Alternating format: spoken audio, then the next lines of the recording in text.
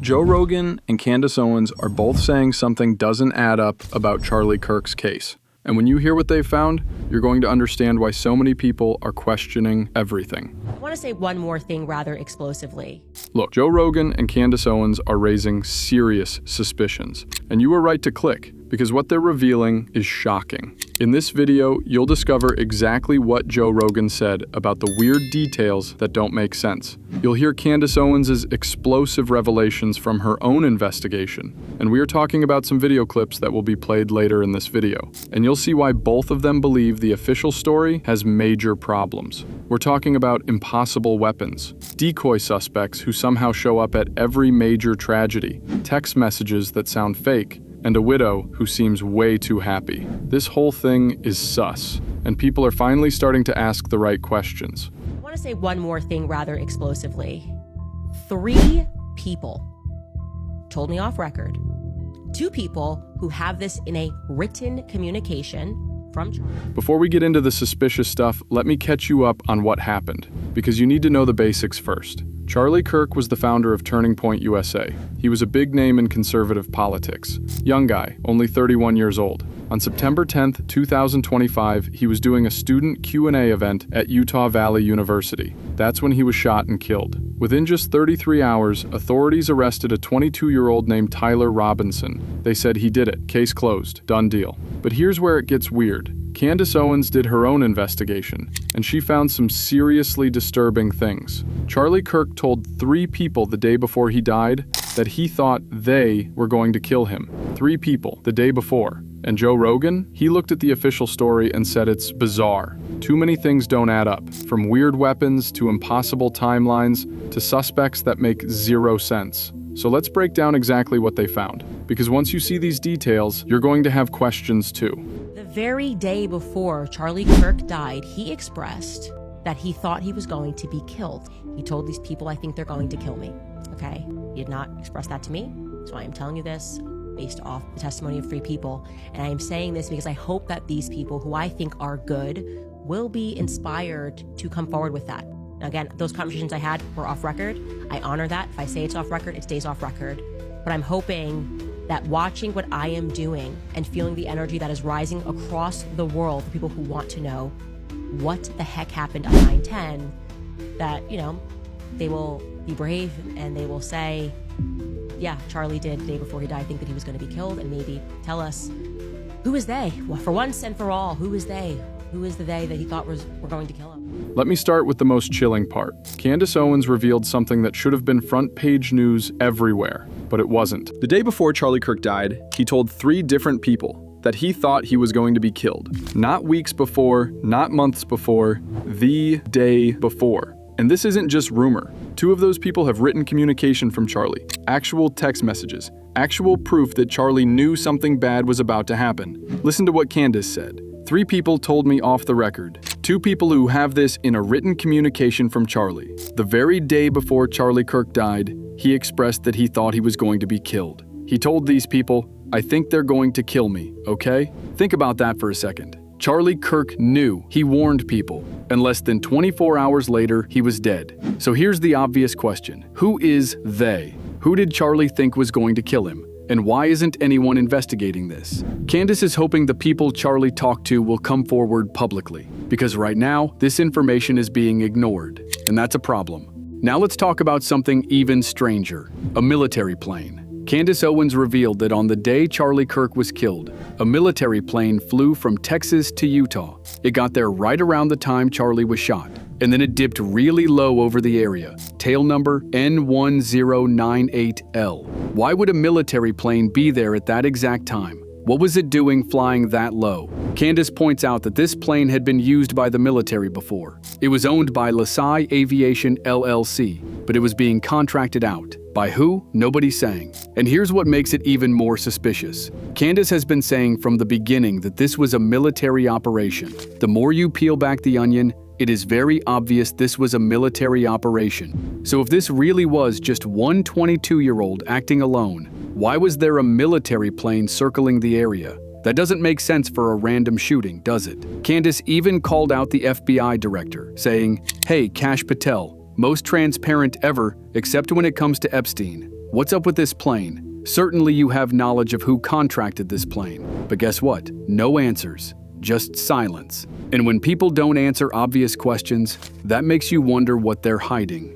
One of them being the plane that people have recognized is military. That's tail number N1098L. So this plane left from Texas, went over to Utah right about the time that Charlie got assassinated. It dipped real low. It seemed like, who knows what this plane was being sent there for, but the fact that this plane had been used in the military rightfully alerted people to the fact that they may have had some knowledge. This plane may have had some knowledge of what was going to occur.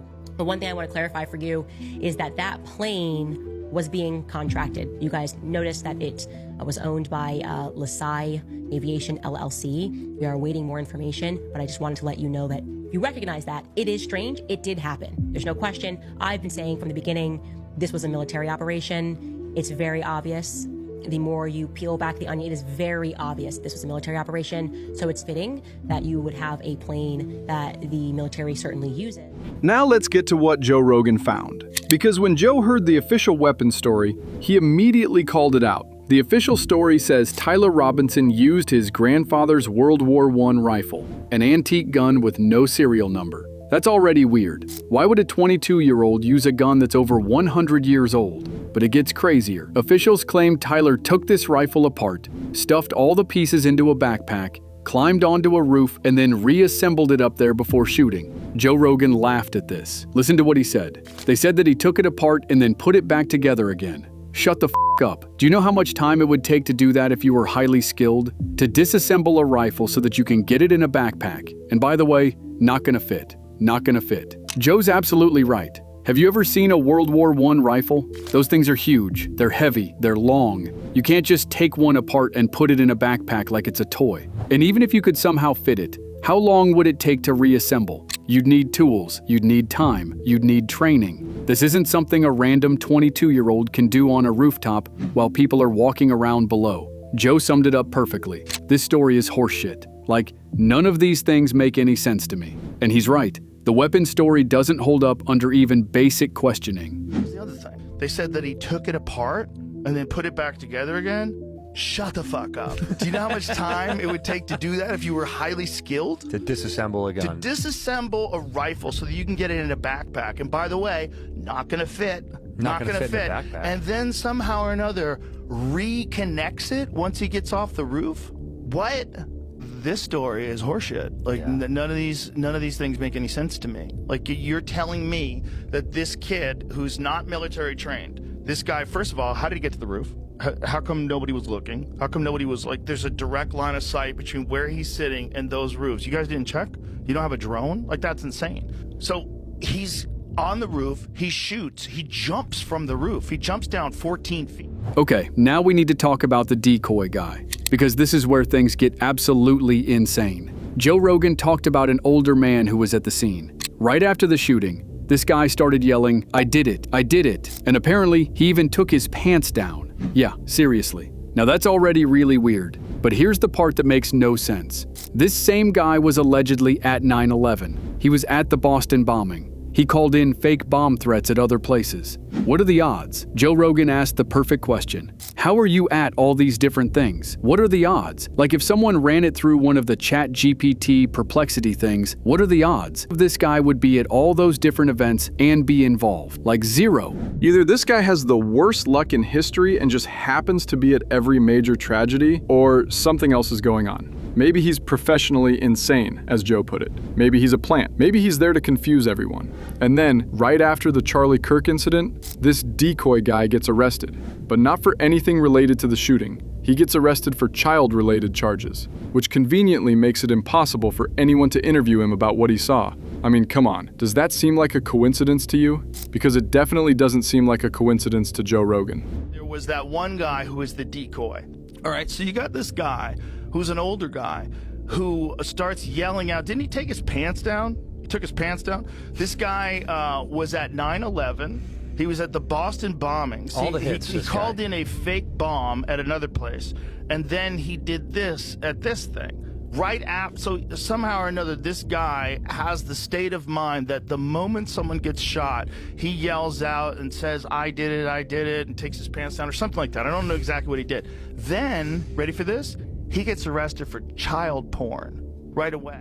Now let's talk about Tyler Robinson's family, because Candace Owens actually spoke to them, and what they told her is completely different from what the media has been saying. The media said Tyler's father realized his son was guilty and turned him in. That's the story everyone heard. Good dad does the right thing. But Candace says that's not what happened. She talked to sources close to the family, and they told her Tyler's parents don't believe their son committed this crime. They don't think he did it. Listen to what Candace revealed. Of most interest to me, what I've learned is that his father does not believe, his parents don't believe that their son committed this crime. So who actually turned Tyler in? According to Candace, it was a family friend who used to be a detective with the police force. This guy informed the family that Tyler had been identified as the shooter, and then he told Tyler it would be best to turn himself in peacefully, or else the SWAT team would come get him. Tyler was confused. He denied killing Charlie Kirk, and according to Candace's source, Tyler has never even stepped foot on the UVU campus. He was accepted to Utah State University, not Utah Valley. So how did Tyler become so familiar with the UVU campus rooftop layout that he could supposedly climb across roofs and take a perfect shot? The official story doesn't explain that. And here's another weird detail. Candace's source says Tyler was nearby the campus that day. So maybe that explains the Dairy Queen photo that people saw. But what was he doing near the campus if he never went there? Too many questions, not enough answers. Most interest to me, what I've learned, is that his father does not believe, his parents don't believe that their son committed this crime. I was like, huh? Excuse me? That's a far cry from what the media has been telling us. Remember, the media presented this amazing story. The father realized his son was guilty, so it goes, right? And then he phoned over a friend to help him convince his son to turn himself in, because this guy, you know, this mysterious guy was a friend and just had a connection with Tyler. And eventually they said, you got to do the right thing here. We know this is you. That was the vibe. Certainly, that's what the media was putting down for us to pick up. Now we need to talk about something uncomfortable. Charlie Kirk's wife, Erica. Look, nobody wants to point fingers at a grieving widow. It feels wrong. But a lot of people have noticed things that don't sit right. Nick Fuentes brought this up, and honestly, he's saying what a lot of people are thinking, but don't want to say out loud. Erica took control of Turning Point USA just 72 hours after Charlie died. 3 days. She was filming content, she was doing shows, she was smiling. Nick Fuentes said, "It's one thing if your husband dies, period. It's another thing if your husband dies at age 31 unexpectedly. It's another thing if your 31-year-old husband unexpectedly dies because he gets publicly executed with blood gushing out in front of thousands of people screaming and running away."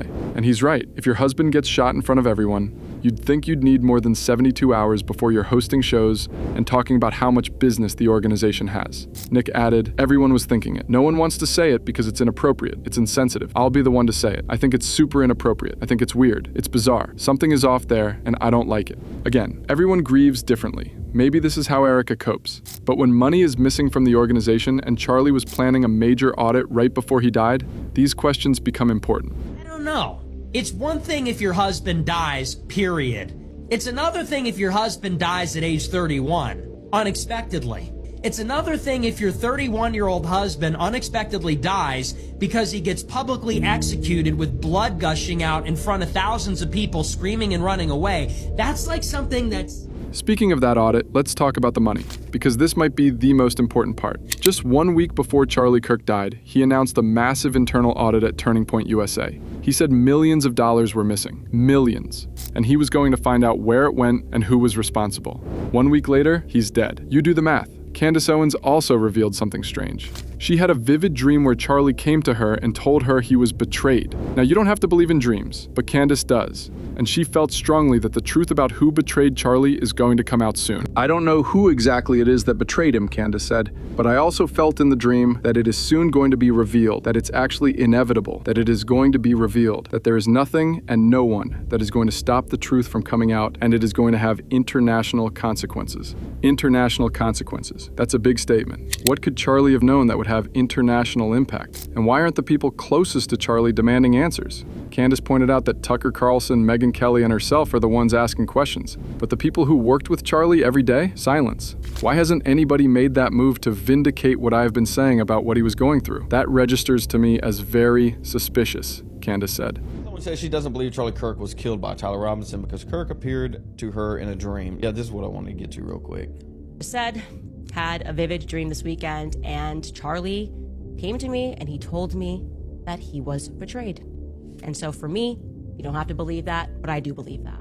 I sure hope if I was assassinated in front of the world that he would raise hell to figure out what actually took place in that day. That's not being a friend. A friend is not someone who stays silent when lies are being told by the federal government. That's not a friend. Again, emotionally manipulative.